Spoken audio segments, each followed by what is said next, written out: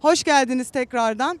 Bugün burada şu anda hep beraber müzik sektörünün dijital çağda geldiği son durumu tartışacağız değerli konuklarımız eşliğinde. Öncelikle aslında konuklarımızı tanıyarak başlamak istiyoruz. Burcu senden başlayalım. Merhaba, ben Burcu. MSG Müzik Meslek Birliği'nde dijital lisanslamanın ekibin başındayım.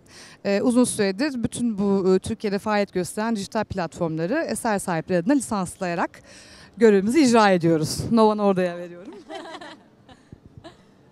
Merhaba, ben Nova Norda.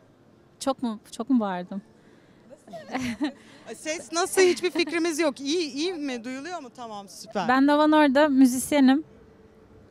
Yarışmacı arkadaşlara başarılar. Merhaba, ben Milena Đuričić, Videomite'in CEO'sum.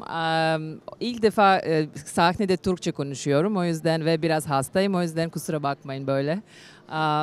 Videomite bir Türk dağıtım şirketi. Biz müzik ve video içerik dağıtım yapıyoruz. Kimle çalışıyoruz? Tabii ki MESA, MSG ile çok yakın çalışıyoruz. YouTube, Google Play, Netflix, Apple, Spotify ne var? Bütün dijital platformlara dağıtım yapıyoruz. Çok güzel. Hoş geldiniz tekrardan. Aslında bugün sizlerle Nova'nın önümüzdeki hafta çıkacak olan yeni klibinin de küçük teaserını paylaşacağız ama onu panelin sonuna bırakmak istiyorum. O zaman size ilk sorumu yönelterek başlıyorum. Şu anda gördüğümüz zaman artık fiziksel ürün satışı neredeyse yok denecek kadar az bir durumda. CD'den bahsediyorum. Hatta bilgisayarlarımızda, araçlarımızda CD takacak yer dahi yok. Peki bu sizlere yöneltiyorum bu sorumu. Yani müzik satışından artık bir gelir olmadığı anlamına mı ya da yok denecek kadar az olduğu anlamına mı geliyor? Burcu seninle başlayabiliriz ama hepinize yöneltiyorum bu soruyu. Şimdi tabii ben hem bir müzik dinleyicisi olarak hem de yıllardır sektörün içinde biri olarak çok farklı yorumlarım var bu konuyla ilgili ama ben yapacağım tüm yorumlar hep eser sahibi tarafından yapacağım bugün. Eser sahibi minvalinde bu işler nasıl yürüdü, eser sahipleri nasıl etkiledi bu kısmı konuşacağım daha çok. Şöyle eser sahibi bazına baktığımızda aslında biraz da notlarıma bakacağım çünkü birkaç tane rakam getirdim. Doğru fiziksel satışlar çok azaldı. Bunun yerini ise dijital satışlar almaya başladı fakat hala biz fiziksel satışlardan elde ettiğimiz telif gelirini ne yazık ki dijital satışlardan karşılayabilmiş değiliz. Ve gördüğümüz kadarıyla da bir forecast yaptığımızda da çok yakın vadede böyle bir beklentimiz de açıkçası yok.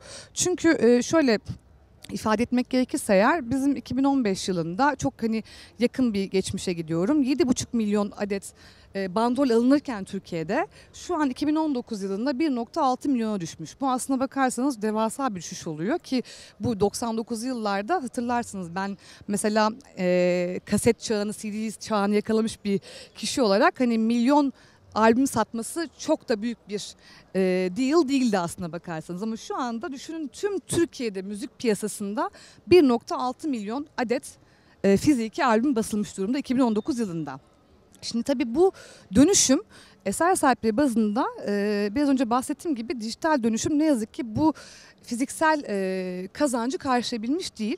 Çok basit bir örnek vererek konuyu diğer konuşmacıya vereceğim.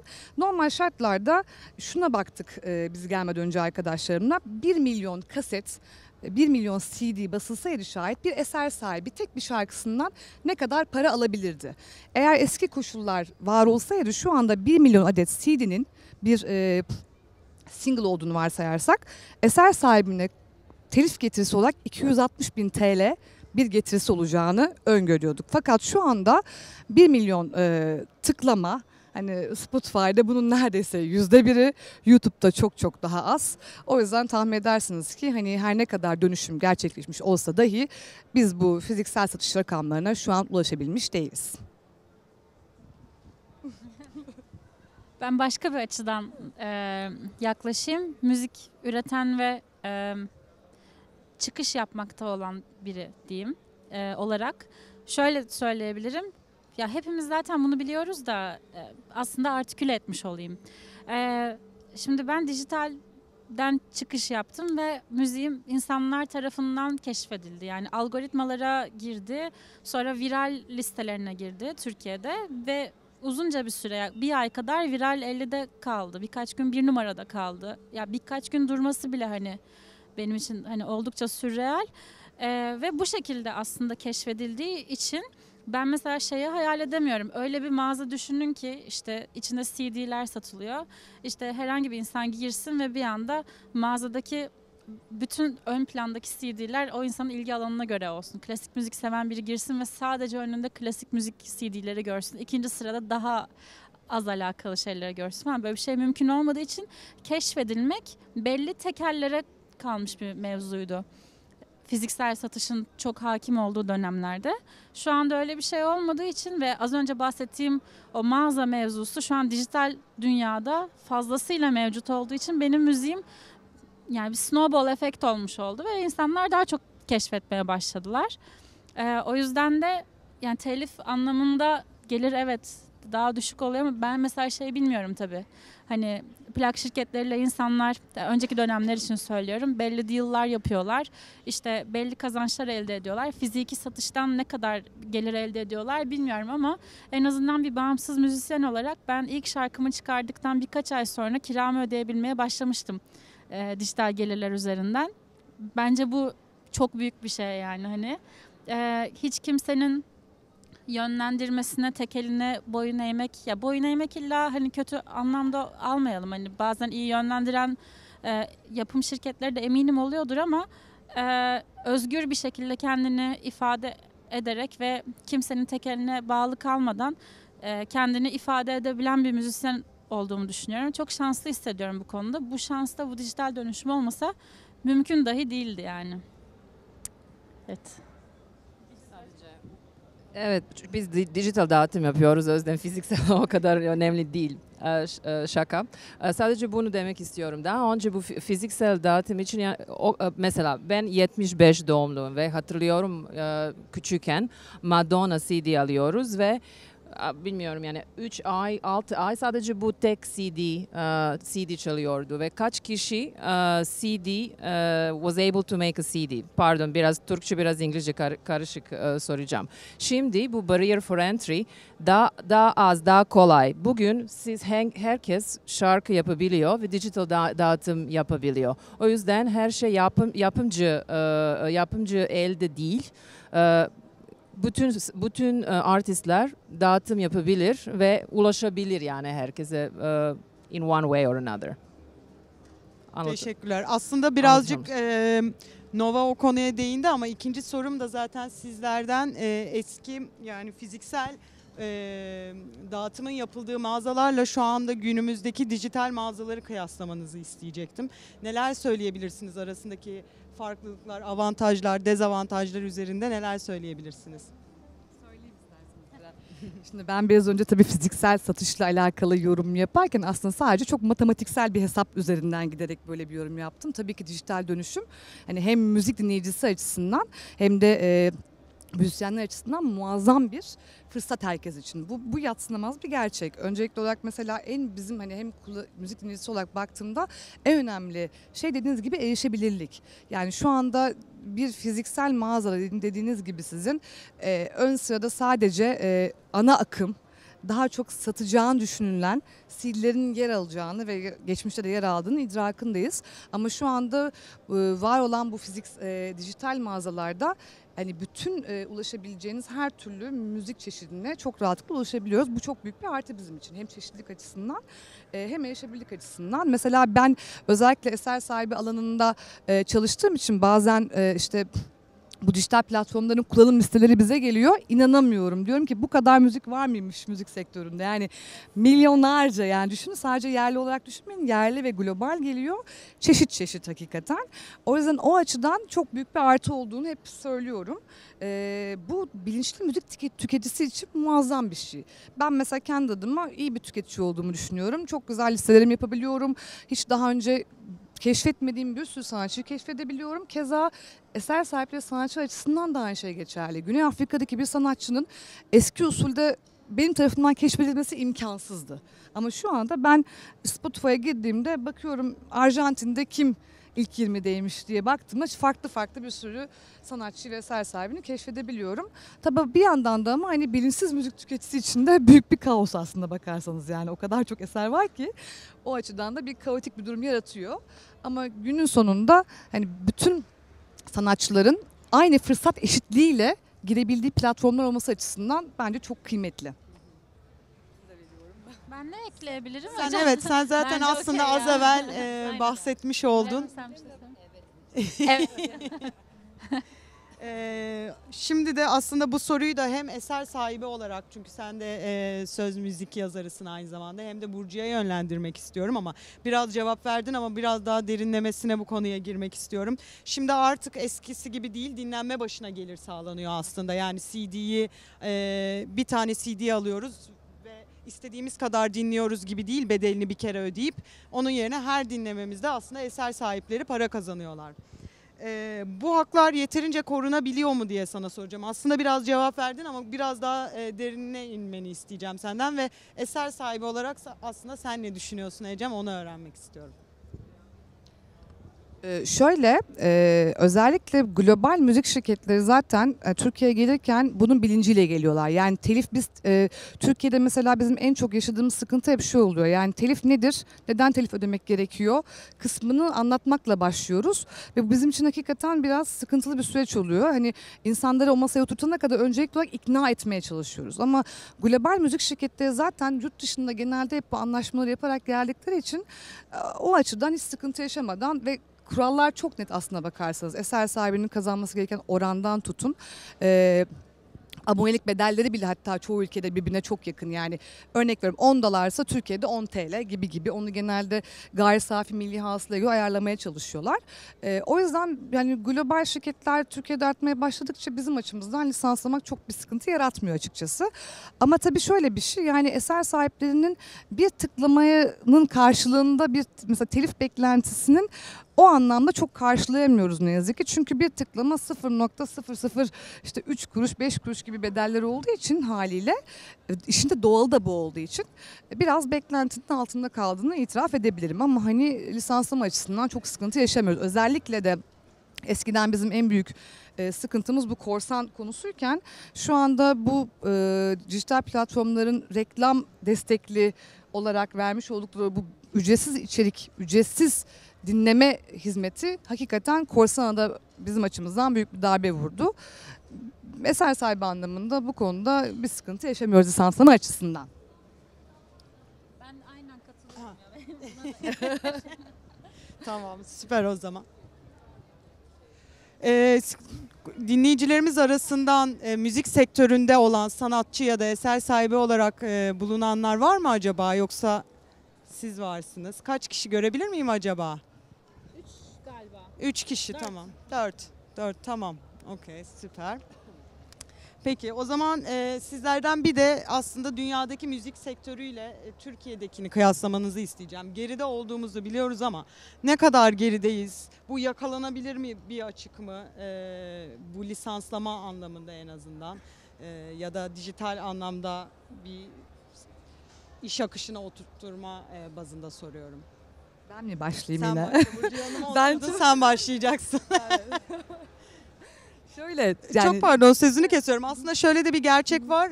Dijitale geçişle beraber bu sadece Türkiye için geçerli değil ama dünyada bu konu yeni yeni oturuyor. Yani herkes yeni öğreniyor. Herkes yeni algılamaya başladı konuyu. Onun için aslında konuyu en iyi bilenlerden bir tanesi Türkiye'de en azından lisanslama anlamında Burcu. Sadece bu bizim için geçerli değil, tekrar söylediğim gibi dünyada da konu yeni algılanıyor ve yeniden denklem kuruluyor diyebiliriz aslında şu anda. şimdi aslında bakarsanız hani ülke ekonomilerinin hani genel olarak her sektöre yansıdığı gibi müzik sektörüne de yansıdığını düşünüyoruz. Yani bir ülke eğer ekonomisinde iyiyse genellikle inşaat sektörü de kalkınmış oluyor. İşte müzik sektörü de kalkınmış oluyor. O yüzden ilk olarak bu perspektiften bakmak gerekiyor bence. Yani Türkiye'nin ekonomisinin hali hazırdaki bu kaygan yapısı sektöre de tabii ki de sirayet ediyor. Şimdi biz normal şartlarda Dünyada mesela geçtiğimiz sene telif bakımından 35. sıradaydık Türkiye olarak. Bu kadar kalabalık bir ülkenin mesela 35. sırada olması hakikaten bir yandan üzücü. Çünkü mesela Sırbistan bizim bir üstümüz ya da bir altımız, öyle bir şey, yakınız. Yani çok yakınız ve Sırbistan nüfusu kaç mesela? Sırbistan nüfusu?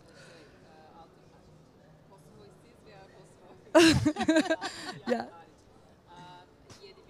Mesela yani Duymadıysanız biz 7 milyon kişi dedi Sırbistan Evet. için. Çok yani biz pardon. 10 katı büyüklükteyiz ve kafa kafayız yani Sırbistan'la gibi.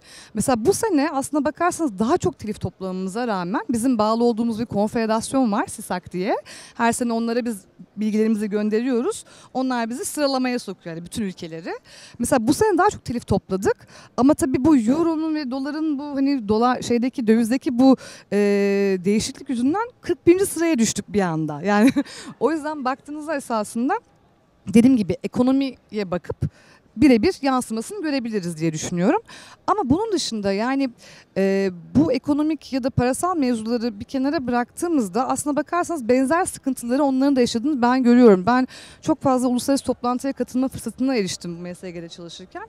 Örnek veriyorum hani İngiltere Meslek Birliği de aplikasyon lisanslamaları hususunda benzer sıkıntıları yaşıyor bizimle. Ya da işte diyor ki kapatma yapıyoruz dijital alanda, birini kapatıp birini açıyorlar. Ya da örnek veriyorum işte YouTube'da hep bahsedilen hani value gap, hani değer kaybı onlar için de bir sıkıntı. Ya da bizim burada üyelerimizin şikayet etmiş olduğu işte 1 milyon kez tıklandım 300 lira almışım şikayetini, emin olun PRS'te. Yani İngiltere Meslek Birliği de aynı şeyleri yaşıyor. O anlamda benzer şeyler onlar tarafında da yaşanıyor. Ama tabii ki ekonomik olarak hani onlar bizden çok daha fazla yol kat etmiş durumdalar. Çünkü hani onların endüstrisi çok daha fazla gelişmiş bize göre. Bir sanatçı olarak tabii sizin görüşünüz de önemli, yani sizin fikriniz nedir? Lisanslamayla ilgili benim de ekleyecek bir şeyim yok. Peki Ecem, sen sanatçı olarak nasıl olarak görüyorsun? mesela hani hep derler ya ben İngiltere'de olsaydım şu an şöyle olmuştum falan. Hani mesela sizin o konudaki fikriniz ne mesela? Aynen. Çok iyi anladım. Ben başka bir yerden geliyorum. O zaman lisanslama hariç bir konudan Tabii ki geleyim. sen de sanatçı Ee, bakış açısından. Evet, şimdi ben daha o zaman çalışıyordum müziğe, yani müzisyen olmamıştım o zaman. Bir anda biliyorsunuz dolar fırladı ve hepimiz ne yapacağız olduk. O dönem mesela hatırlıyorum, Kapadoks'a gitmiştim ve yavaş yavaş yabancı müzisyenlerin headlinerlığının azaldığını görüyorduk yani. Hani tamam, getiremiyorlar demek ki, çok pahalı herhalde diye. Ve bu işte o zaman 3. yeniler listesi hani yeni böyle bir şey gibiydi falan. Hani Türkçe alternatif müzikten ilk kez bahsedilebilmeye başlamıştı ve bu festivallerde bu isimleri daha çok görebilmeye başlayınca o zaman düşünmüştüm hani bu yerli müzisyene yarayabilir diye. Birazcık da müzisyenliğe, hani ben bu arada bilmeyenler için söyleyeyim, kurumsaldaydım ben, medya sektöründe 3 sene çalıştım. Sonrasında işimi bırakıp müzisyenliğe başladım. Yani önceden müzik yapıyordum da işte anladınız siz, yani kariyerimi değiştirmiş oldum. Birazcık beni cesaretlendiren şeylerden bir tanesi de o oldu yani. Ben kendi müziğim özelinde şöyle düşünüyorum, yani yabancısı olup Türkçesi çok da fazla olmayan bir türde müzik yaptığım için hani o yabancı getirilemeyen yurt dışından müzisyeni alternatif olarak evet sunulabileceğimi düşünüyordum. Ama tabii hani daha hani konserler nasıl geçecek, şarkılar dinlenecek mi, bunları tabii bilmiyordum ama bu bir ihtimal olarak kafamda barınıyordu. Dolayısıyla yani işte her kriz bir fırsat muhabbeti, hani tabii ki de ülke ekonomisi olduğu gibi etkileniyor. Biz hepimiz, alım gücümüz düşüyor vesaire, hepimiz çok etkileniyoruz. Ama bir yandan da hani benim için sıyrılmak için de bir alan açıldığını söyleyebilirim o dönemde. Milena, senin ekleyeceğin bir şey oldu. Evet, sadece bir şey demek istiyorum. Bence şimdi Türkiye'de bir geçiş dönemi. Çünkü ben ilk kelime ne öğrendim Türkçesi, halledeceğiz. Tamam. Her şeyi halledeceğiz ve müzik piyasada böyle halledeceğiz çok oluyor. Çünkü muvaffakatname çok yok, değil mi? Mesela biz koruma yapıyoruz YouTube'da, blokluyoruz yani çok sürü videolar. E-mail geliyor ya da telefon, diyorlar niçin bloklamışsınız beni? Ben sadece kullandım bu şarkıyı. Mesela Sezen Aksu. Nasıl, lisans var mı? Yok ama kullanmak istiyorum. İnsanlar bu telif hakkı ve hukuk ciddi almıyorlar bence ama çok büyük bir toparlama geliyor. Son 2 yıl inanılmaz büyük bir değişim var ve oradan bence bundan sonra daha iyi olacak. Öyle hissediyorum. İnşallah diyoruz Milena. Peki size şöyle bir soru yöneltmek istiyorum. Şimdi tekrardan bu gelirlendirmeye geri döneceğiz ama hem de müzik sektöründen olan az izleyicimiz var aslında. Daha çok şimdi şöyle bir şey aslında Ecem bu konuda senin Nova senin bu konuda daha çok bilgin olduğunu düşünüyorum. Eskiden yapım şirketleri en çok söz sahibiydi konuda. Yeni denklemde bu sefer söz sahibi ya da kazanan kim? Yani senin de az evvel bahsettiğin gibi bireysel sanatçıların daha çok şansının olduğu bir alandayız. Nasıl değerlendiriyorsun şimdiki düzeni? Yapım şirketlerinin bağımsız müzisyenlerden ekstra birkaç tane avantajı var bence. O da bir network gücü. Yani başta en başında çıkış yapacakken tanıman gereken işte bazı insanları tanımıyor olabiliyorsun ya da kendine hemen böyle bir yer edinemeyebiliyorsun. Çok daha fazla zaman gerekiyor. İşte yapım şirketleri bu network'e çoktan sahip oldukları için seni bir anda işte şuna da işte bu programa da katıl, şu gazeteye de çık gibi şeyler yapabiliyorlar. Bu bir avantaj mı? Avantaj. Ama o gazeteye artık kaç kişi okuyor diyecek olursanız ya da işte o gazeteyi okuyan kaç kişi sizin gerçekten ulaşmak istediğiniz kitlenin bir parçası ya da öncelikli mi? Bunları düşündüğün zaman hani böyle şey oluyorsun hani o kadar da gerek yok sanırım gibi bir şey oluyorsun. İkincisi de sana sunabileceği olanaklar. Örneğin klip çekmek, örneğin şarkını kaydedebileceğin iyi fırsatlar sana sunmak. Bunlar her zaman olamayabiliyor. Yani başlangıçta çıkış yaparken bunların ne kadarını göze aldığınla alakalı bir şey bence. Ben mesela ilk klibimi çektiğimizde böyle dandik bir kamerayla çektik. Çünkü hani şu an dandik bir şey çekmeyeceğiz de ne zaman çekeceğiz? Yolun en başı ve benim için okey diye düşünüyordum. Ama tabii herkes için böyle olmayabilir. Yapım şirketleri o anlamda bazı müzisyenler için hala çok avantajlı olabilir. Çünkü çok atıyorum temiz ve süper profesyonel bir şey belki ortaya çıkarmak istiyorlardır. Ben bunu daha aşama aşama yaşamayı tercih edenlerdenim. Gördüğüm insanların çoğunluğu da yani birazcık hani araştırıp nasıl ben işte insanlara müziğimi ulaştırabilirim diye birazcık araştırıp öğrenen insanlar da genellikle tercih etmiyorlar. Veya da bilinçli olarak bazı şarkılarını satıyorlar mesela bu plak şirketlerine. Diyor ki işte sen benim şu şarkımla işte ben bunun gelirinden feragat ediyorum. Bu şarkıyla sen beni işte birazcık daha ünlü et. Ama ben o şarkı benim favori şarkım değil yani. Hani onu vermişim hani o dert değil falan diye düşünen arkadaşlarım da oluyor mesela. O tamamen tercih meselesi. Güzel de bir hamle olabilecek bir şey. Eğer MES'e gidebileceğini düşünüyorsanız müziğiniz o zaman değerlendirilebilecek bir opsiyon ama şart olduğunu düşünmüyorum. Onun haricinde belli kanalları oluyor. Atıyorum YouTube kanalları oluyor. İşte oraya yüklüyorlar klibini daha çok insan görsün diye. Ama ne olursa olsun yani şarkı dinlenecekse dinleniyor. Dinlenmeyecekse bence dinlenmiyor. En güzel örneği bence şu. Yeni çıkış yapmış şarkılara bu plak şirketleri bir hayli reklam desteği veriyorlar. Ve şarkı yeni çıkmış biri olmasına rağmen milyonlarca dinleniyor mesela. Ama sonrasında baktığında hani o push olduğu zaman dinlenmiş. İnsanlar hani o süre geçene kadar dinlemiş muhtemelen veya birkaç kişi kapmıştır. Ondan sonra dinlenmemeye başlıyor gibi şeyler oluyor. Yani o push, o işte yapay destek her zaman hani çok doğru bir şey olduğu anlamına gelmiyor. Şarkı dinlenecekse dinleniyor. O yüzden de bu tarz hani sonradan nasıl anlatayım? Dışarıdan destekle bir şey yapmaya çalışmak aslında her zaman çalışmayabiliyor. O yüzden de iyi örnekler kadar kötü örneklere de bakmak lazım. Plak şirketiyle çalışan ve istediği yere gelememiş bir sürü müzisyen de var. Bağımsız çıktığın zaman en azından bunu kendin test etme şansın olmuş oluyor diyebilirim. Evet, kesinlikle katılıyorum. Yine Nova, bu soruma da senle başlayacağım ama Biraz herkesin fikrini, hayır. Yine bu sorumu da Nova'ya sorarak başlamak istiyorum ama hepinizin fikrini merak ediyorum. Eskiden işte yapım şirketleri, belki de yapım şirketleri diye adletmeyelim ama PR şirketleri bir sanatçı çıkaracakları zaman belli stratejileri vardı ve muhakkak hedefi vuruyordu. Çünkü bu oyunun belli kuralları vardı. Dijital çağda bu nasıl oluyor? Bu konuda da aslında dijital çağdan Evet. çıkmış bir sanatçı olarak senle Ha. başlamak istiyorum ama hepinizin fikrini merak Evet. ediyorum. Ya şunu söyleyebilirim. Özellikle kendi müziğini yapmak isteyen veya çıkış yapacak arkadaşlar varsa onlar için söyleyeyim. En başta benim sadece elimde bir 5-6 şarkı vardı. Yani demo halinde, daha çıkmamış. Ve de nasıl bir çıkış yapacağımı bilmiyordum. O yüzden ne kadar arkadaşım varsa bu sektörün içerisinde onlara sordum. Dedim nasıl bir çıkış yapayım? Ve o zaman da single çıkış yapan kimse yoktu. Bana da şey diyemediler, işte böyle bir örnek var, işte böyle yapabilirsin gibi. Dediler ki hani kendin bir dene bak gör hani. Ben de dedim ki o zaman hani ilk önce bir tane single'ı çıkartayım, sonra başka bir tanesiyle bakalım, başka bir tanesiyle bakalım. Hani olabildiğince riski bölmek istedim. Ve iyi çalıştı bende. Ama yani şeyleri de küçük küçük düşünmüştüm hani.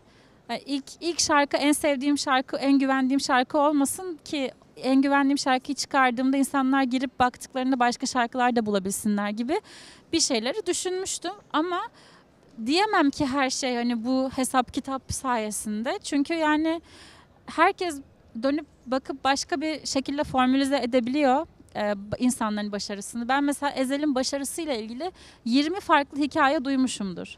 Yani şöyle olduğu için başarılı oldu. Aslında o işte bir PR etkinliği yapmıştı. O yüzden çok şöyle oldu. O aslında işte beyaz yakaya gitmeye karar verdi. Beyaz yaka ilk onu şey yaptı. O onları ünlü etti falan. O kadar farklı, birbirinden farklı formül duydum ki eminim ki Ezel bunların hiçbirini sallamamıştı yani. Ve bu kadar da formülize edilmemişti. Bence en güçlü, en güçlü aset şarkının kendisi. O yüzden diyorum şarkı tutuyorsa tutuyor. Yani tutmuyorsa da devam etmek lazım yola. Yeni şeyler yapmak lazım diye. O dünya hani çok her şey ölçülebilir bir yerde ya. Ben aylık dinleyicimi görebiliyorum. Ne kadar takipçi, ne kadar bilmem ne. Bunları görüyor olmak insanı ister istemez bir tanrı kompleksine sokuyor. İşte ben bunu yaptım, işte etkileşimi şu kadar arttı. O zaman bundan sonra öyle şeyler yapayım. Bir daha yapıyorsun, o kadar da etkileşmiyor falan gibi. Her insanı böyle bir hani her şey ölçebilirmiş gibi bir yanılsamaya bence sokuyor.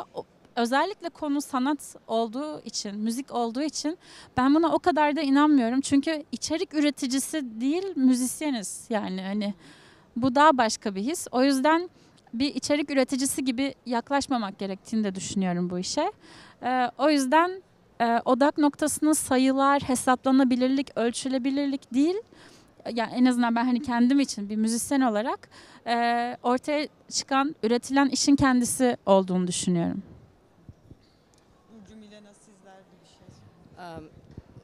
Ben böyle düşünüyorum. Sen inanılmaz bir analytical beyni var ve o yüzden sen böyle bir şey yapabilirsin. Onu beraber çalışıyoruz, o yüzden biliyorum yani tam sayıyorsun, doğru bakıyorsun, analiz yapıyorsun falan filan. Ama yani herkesin yetenek aynı değil ve çoğu değil ama çok müzisyen var. Doğru mu dedim? Evet, Çok müzisyen var. Yani hiç bilmiyor yani Instagram account bile yok ve diyorlar yani ben sadece müzik üretimi üretmek istiyorum ve başka bir şey istemiyorum. O yüzden orada yapımcı yani iyi destek olabilir ama ben daha önce kaç 12-15 yıl Google'da çalıştım, bölge müdürüydüm ve sonra Yandex'te zaten medya satın alma ana işi o şirketinin. Medya satın alma ajanslar tam total değişim oldu. Bence aynı şey şimdi müzikte olacak. Bugünkü yapımcılar değişecek ve daha şeffaf olacak ve daha destek verecek ve bu analitik ve analiz yapan şirket olacak ve bence öyle bir şey gitmeyecek, yok piyasadan disappear nasıl? Evet, kaybolacak. Yok olmayacak. Ama bence farklı bir farklı bir şekilde yani they're going to be in a completely different shape and form than what we know them today. Transformasyon geçirecek yani. Evet. Başka deyişle. Evet. Burcu senin eklemek istediğin bir şey Aslında var mı? çok bir şey yok ama Milena'ya katılıyorum. Çünkü hani bu dijital dönüşümü başından fark eden yapımcılar zaten tam da dediğin noktaya gelmeye başladılar. Yani bir yapımcı, klasik yapımcıdan çıkıp bir aynı zamanda PR ajansı, aynı zamanda menajer, aynı zamanda bu bahsettiğimiz tüm dijital verileri sunan şirketler olmaya da başladılar. Bu açıdan hani bu çağı yakalayanlar o dönüşüme şimdiden başladılar ve kaçınılmaz son da bu. Dediğin gibi muhakkak buna gelecekler. Ama şey anlamında mesela şimdi sadece ben kendi perspektifimden yani yapabileceğim yorum şu. Şimdi biz o kadar çok eser sahibiyle, o kadar çok eserle gün içerisinde ve çalıştığımız zamanda karşılaşıyoruz ki gerçekten hani neyin patlayıp neyin patlayamayacağını İnanın öngöremiyoruz. Yani bazen şöyle mesela bakıyoruz YouTube'a, diyoruz ki yani bu nasıl bu kadar bir tıklamaya ulaşmış olabilir yani, ama gerçekten kitlesi var ve bu illa şu anlamada gelmiyor. Yani çok çok iyi olması gerekmiyor. Enteresan olması, bazen hatta hani garip olması bile onu bir izleyici, bir dinleyici kitlesine ulaştırabiliyor. Yani bu açıdan baktığımızda ben hani sayıların çok çok da başarı ölçeği hani olmadığını da görüyorum açıkçası. Hani Nova'nın söylediği gibi o bir anda patlıyor sonra ama stabil oluyor. O bir yerlerde kalıyor ve devamı gelmiyor sonrasında. Ama tabii mesela gerçekten seninle de konuşma öncesinde konuşmuştuk ya, kazananı kimdir diye. Kazanan üreten olacak. Yani kreatifseniz eğer, üretiyorsanız günün sonunda her zaman kazanan o olacak. Mesela hep aynı örneği verdik. Bizim eser sahipleri anlamında her daim kazanacak ve her daim eserleri yaşayacak sanatçılar vardır. Şu an iş yapmasa bile Sezen Aksu. Örnek veriyorum. Ahmet Kaya. Yani Türkler açısından baktığımızda Barış Manço yani rahmetli. Bu mesela bunların her zaman her daim dinleyicisi var ve her daim telif olarak da bir hak edişleri her zaman diğerlerinden daha farklı oluyor. O da işte zamanında ne kadar güzel ürettikleri için şu an hala onun devamını görüyorlar. Bekleyeceklerim bu kadar. Teşekkürler. Peki size bir soru daha yöneltmek istiyorum. Bu yeni düzeni umut verici mi görüyorsunuz? Ve bununla beraber yeni başlayacak insanlara ne tür tavsiyelerde bulunursunuz? Evet, Evet. Nova özellikle sen Evet ya, diyecek tamamen dijitalden çıkmış ve başarılı, Evet. kesinlikle çok ilham verici bir hikayen Teşekkür var. ederim. Bilmeyenler varsa daha sonradan da bakmalarını tavsiye ediyorum. Seninle başlayalım çünkü tavsiye verecek insanlardan biri sensindir diye düşünüyorum. Teşekkür ederim bu güzel sözler için. Ya şöyle düşünüyorum. Şimdi ben 2 senedir, ya ilk şarkım çıktığında 31 Ocak 2018'di. Yani 2 seneyi birazcık geçti şarkılarım çıktığından beri. Ben bu süreçte bu dijital dönüşümün iyisini de kötüsünü de yani her şeyini gördüğümü düşünüyorum şimdiden. Çünkü birincisi, ben şimdi 3 sene medya sektöründe çalıştım. Ben de medya planlama ajansında çalışıyordum. O yüzden hani yeni bir işte reklam filmi bir şey geldiğinde onun nasıl bir stratejiyle dağıtalım, bunları zaten hani biliyor ve bunun üzerine çalışıyordum.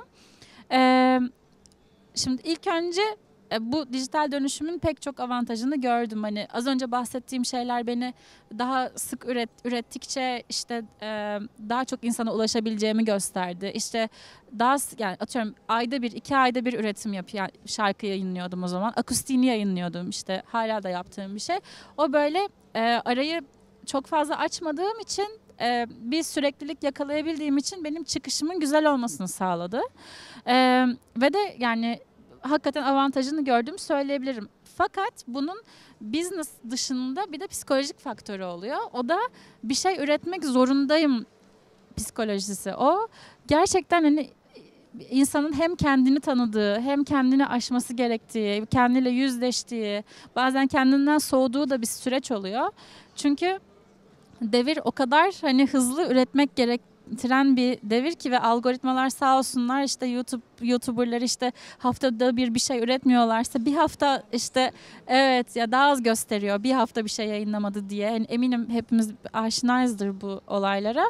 Daha sık üretimi alkışlayan bir sistemin içerisinde biz de var olmaya çalıştığımız için bunun avantajı kadar dezavantajını da yaşıyoruz. Hele müzik hani hiç öyle bir şeydi. Ben her hafta bir şarkı yapayım gibi bir şey olmuyor. Bazen aylarca çıkmıyor. Ben bunu birinci senenin sonlarına doğru yaşamaya başladım. Çünkü stokladığım şarkılar bitmişti. Geriye artık hani sadece yayınlamak istemediğim şarkılar kalmıştı ve o ara küçük bir buhrana düştüm. O yüzden de bu dijital dönüşüm elbette çok güzel. Benim bugün hani burada olmamı sağlayan şey, benim kendi hayatımı istediğim gibi sürdürmemi sağlayan yegane şey ve çok çok mutluyum. Fakat bunun bir de karanlık tarafı var ki yani yeni başlayacak arkadaşlara o yüzden söylemek isterim. Gerçekten sağlam olmak gerekiyor. Bir de streaming'in yine business'tan hariç psikolojik olarak etkileyen bir faktörü daha var ki yorumlar. Yani şimdi bana çoğunlukla iyi yorumlar ulaşıyor. Ama kötü yorumları da elbette görüyorum. Hani sonuçta hiçbir zaman her şeyini herkese beğendiremiyorsun ve sesin, bedenin, yüzün, konuştuğun her şey son derece ekspoze ve hani sonradan tekrar izlenilebilir, geri alınıp bir daha işte bir şey yapılabilir falan bir format. Allah korusun meme falan yapılabilecek bir şeyde. O yüzden hani hiçbirimiz de o kişi olmak istemiyoruz yani. Bunlarla baş etmek de yeni bir süreç. Yani bu internetin yarattığı demokratizasyon hem güzel hem de üreten kişiyi zayıf hissettiren, güçsüz, evet, demoralize edebilecek de bir şey. Psikolojik olarak da güçlü olmak gerekiyor bunun için. Artı bir de hani bu üretim sıklığından ötürü hani hiçbir müzisyen diğeriyle rakip olamıyor. Çünkü herkesin kendine has, güçlü başka bir özelliği oluyor. Fakat bu üretim sıklığı insanları öyle bir şeye sürüklüyor diye ben görüyorum. İşte daha çok şarkı yayınlamak, daha çok hırs, rekabet böyle bir şeye sokuyor bence. Bu da benim özellikle hani ya zaten kariyerimi bitirmemin ve başka bir kariyere başlamamın temel sebeplerinden olan bu hani başarı peşinde koşma hırsı, güdüsü bazen tetikleyen bir hal de alabiliyor bu dijital dönüşüm. Çünkü dediğim gibi yani 3 kişi daha ayda seni daha az dinlemeye başlasa onu görüyorsun hani. Bunu görmek bazen güzel bazen de kötü. O yüzden de çok negatiflerini saydım ama bu da gerçekten yeni başlayacak arkadaşlar için hani bence üzerinde durulması gereken bir konu. Onun haricinde tabii ki de az önce saydığım avantajları da var. Sevgiler bu şekilde. Sizler neler eklemek istersiniz? Yani aslında ben hani Nova'nın söylediği şey benim hakikaten şu an zihnimi açtı mesela. Hiç böyle düşünmemiştim. Yani hakikaten çok rahat erişilebilir olmak ve hiç kimseye ihtiyaç duymadan bütün platformlara girebiliyor olmak çok büyük bir avantaj. Ve ben hep avantaj kısmına odaklanmışım esasında ve Müge soruyu sorduğunda hep bunları düşündüm. Ne kadar iyi bir şey diye ama şu an dediğin gibi bu sayıların ve hani dinlenme adetlerinin bu kadar canlı görülebiliyor olması bir yandan bazı zamanlar motive edebiliyorken bazı zamanlar çok moral bozucu da olabilir gerçekten. Bir de tabii yorumlar kısmına da katılıyorum. İlk defa genel manada bütün hani müzik dinleyicisinden tutun hani genel işte dizi izleyicisi de aynı şekilde keza hayranı olduğu insana bu kadar yakın temas edebileceği bir alan buldu dijital dönüşümle. Ve yeri geliyor hakikaten bazen eleştirinin dozu da kaçabiliyordur eminim. Hani yaşadıklarınızı için düşününce. Normalde belki sokakta görse el ayağı titreyeceği insanlar şimdi size o yakın iletişimden dolayı daha farklı hitap da olabilirler. İşte eksisi artısı bir şekilde yola devam ediliyor. Teşekkürler Milena çekimsel. Peki gelecekte nasıl olacağını düşünüyorsunuz? Yeni platformlar çıkıyor vesaire yine dinlenme başına mı gelirlendirilecek sizce? Nereye doğru gidiyor sizce endüstri? Ben üretim tarafıyla ilgili düşündüklerimi söyleyeyim. Şimdi çok Black Mirror gelebilir. Ama şimdiden şunlar başladı. Zaten biliyorsunuzdur algoritmaların yaptığı müzikler. Evet, yapay zeka, hoş geldin ya yapay zeka. Ya şimdi bu müziğe şöyle bence yansıyacak. Şimdi bir yapay zeka bir şey, bilgisayar. Bizim hayatımız boyunca dinleyebileceğimizden çok daha fazla müziği dinleyebilir. Hepsini analiz edebilir. Hepsinin tutma oranlarını inceleyip artık yani insan sesi bile yani böyle generate edebiliyorlar ki bu yani teknoloji çok hızlı geliştiği için daha da hızlı gelişeceğini düşünüyorum. Yani aşırı makinize, dijitalize bir yere tahmin ettiğimizden yakın zamanlarda gideceğini düşünüyorum. Tabii ki de hani o human touch, hani bir insanın bir şey yazmış olması, bir duygudan bahsetmiş olması her zaman eminim ayrıştırıcı bir şey olacaktır. Ama şöyle bir yere yani birkaç 10 yıl içerisinde gideceğini düşünüyorum. Mesela şu anda hiç atıyorum mesela bunun bir endüstriyel bir ortamda yapıldığı belli. Bunu bir zanaatkar yapmamış. Ama bir zanaatkardan böyle bir sehpayı satın almak yine de kıymetli ya. Yani müziğin günün birinde öyle bir şeye, müzisyenlerin öyle bir yere dönüşebileceğini düşünüyorum. Yani daha endüstriyel. Şu anda mesela Kore'de şey var. Bir tane animasyon, yani Gorillaz gibi ama yani Simon gibi bir karakter yaratmışlar işte. Öyle bir karakterin ünlü olduğunu falan duydum kuzenimden. Çizgi karakter yani ve işte müzisyen sanırım biri seslendiriyor ama onun birinin de seslendirmediği bir versiyonun da çıkacağını düşünüyorum günün birinde. Çünkü gitgide daha hızlı gelişiyor teknoloji ve kendi kendine öğrenebilen bilgisayarlar biraz gözümü korkutuyor açıkçası. Bizi işsiz bırakabilir. Ama öte yandan yani dediğim gibi o dinleyici açısından da birinin o yaşanmışlığı o şarkıya çeviriyor olmasının yine de bir değeri olacağını düşünüyorum. Ama böyle Black Mirror bir yere de gidiyor yani bence. Öyle düşünceli. Biz esasında bunu hep kendi aramızda tartışıyoruz. Çünkü hemen sen konuşurken arada şeye baktım. Bu rapçi Travis Scott. Onun işte bir tane yapay zeka kopyası çıktı. Travis Bot diye. Bir özellikle de böyle hani zaten çok daha böyle rapçiler mekanik söylediği için daha hani duyguları çok katmadan birebir aynısı olmuş gerçekten. Çok ürkütücü.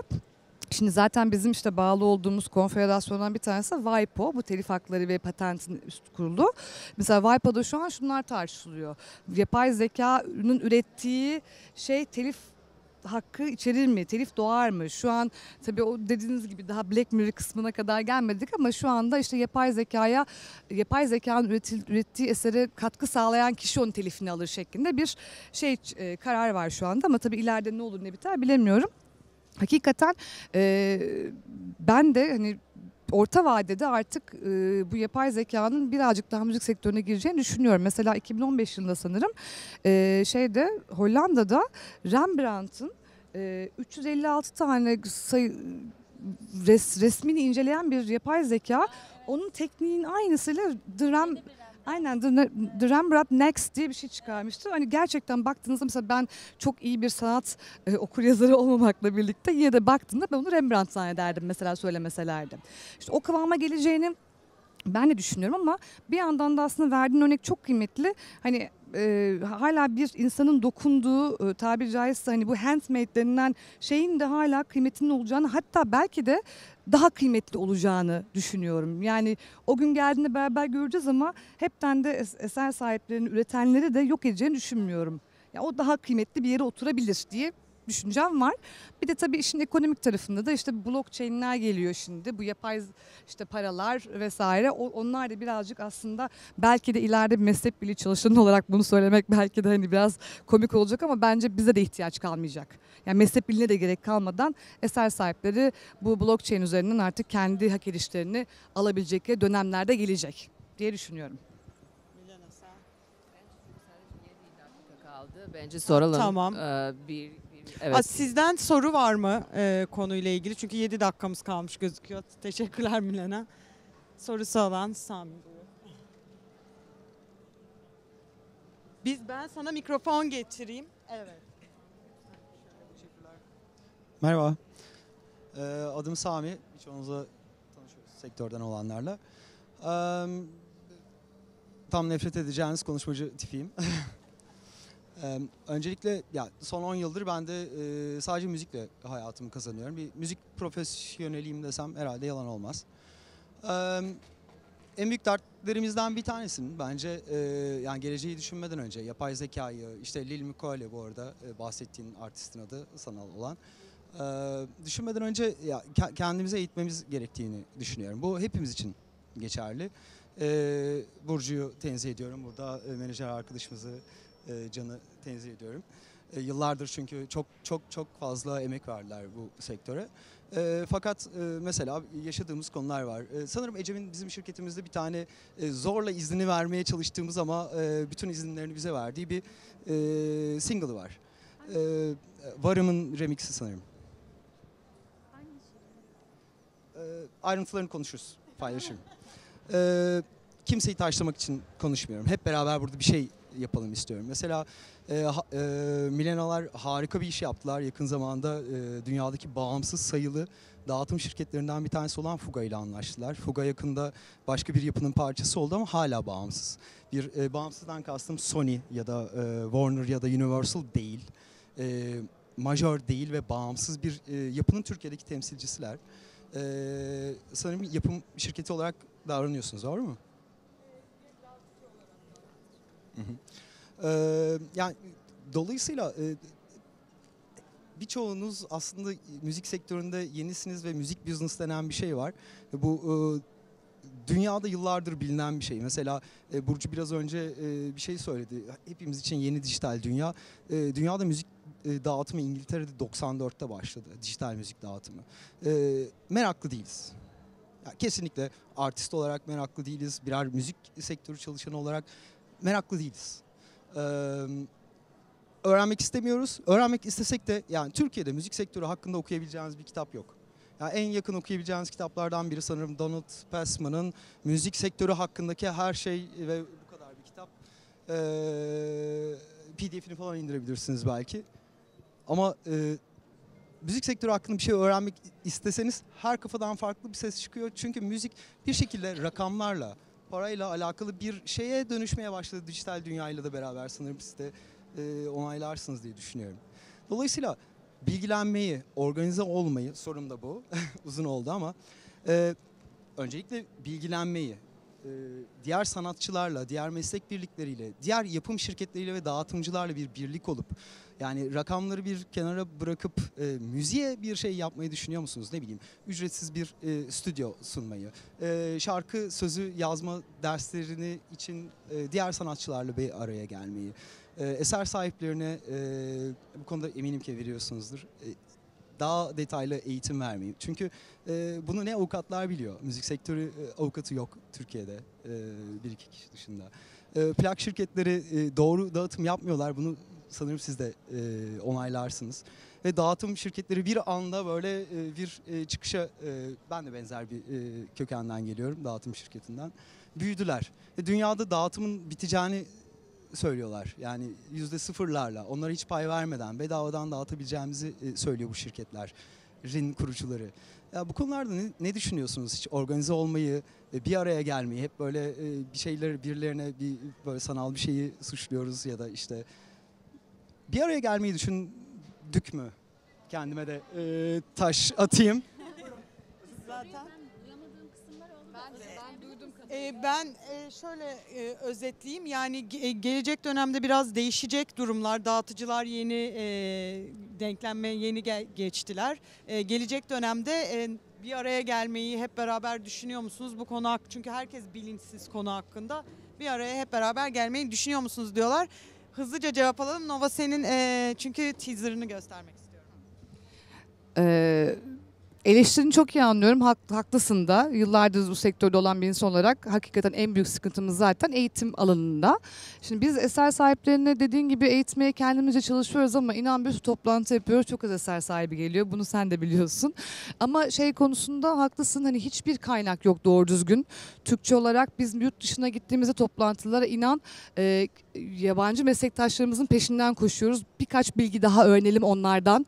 Hani şunu nasıl yapıyoruz ki sen de çok iyi biliyorsun Sami. Ben seni de çok aradım. Çok şey sormak için zamanında. Eksik olma, her zaman bilgini de paylaştın bizimle. Yani genel olarak aslında hepimiz sektördeki herkes birbirine know-how'unu paylaşıyor. Yani böyle müzik sektörü ne yazık ki Türkiye'de şu anda böyle.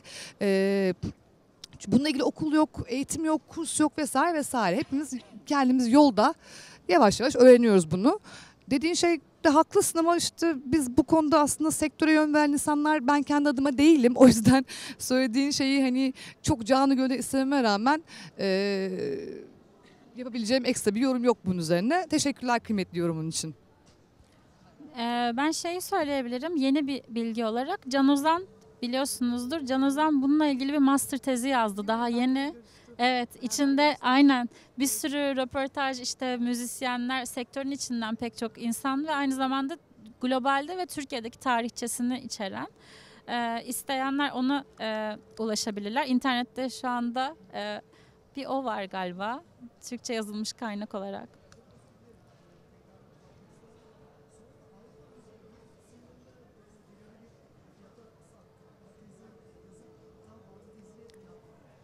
Yani işte bahsettiğim gibi bu stratejik bir mevzu. Yani bağımsız kalıp bazı şarkılarını belli bir strateji için vermiş pek çok arkadaşım var. O yüzden bunun bir yani aslında bir kariyer stratejisi olduğunu düşünüyorum. Çünkü bağımsız şarkı çıkarmaya devam ediyor. O yüzden hibrit bir model bence bu ve okey de olabilir. Yani herkesin tercihi başka yani. Ve ışıklar söndü. Yo bu kadar. Aynen. Bunu biliyorum, bunu diyecektim.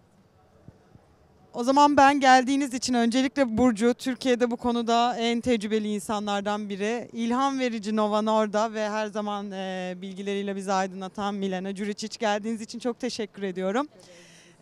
Bugün burada 4 kadın olarak da müzik sektöründen oturmak gerçekten çok keyifliydi. Şimdi sizlere Nova'nın bu hafta çıkacak olan yeni klibinin teaserını izleterek kapatıyoruz. Geldiğiniz için çok teşekkürler.